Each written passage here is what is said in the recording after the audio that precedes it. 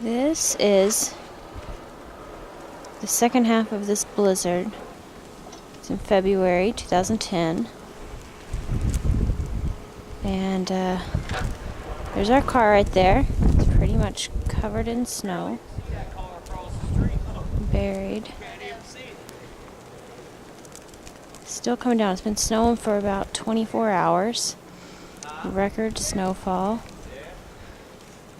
So far, there's our doorway. We've gotten about, they said we were supposed to get up to about 2 feet.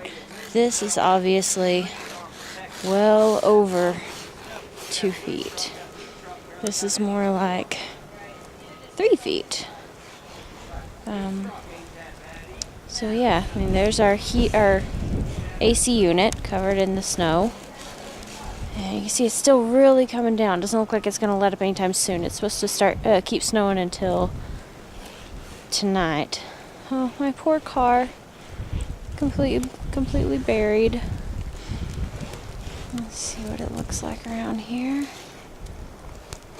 Other people venturing out trying to save their vehicles. Brandon's going to come out and shovel in just a minute.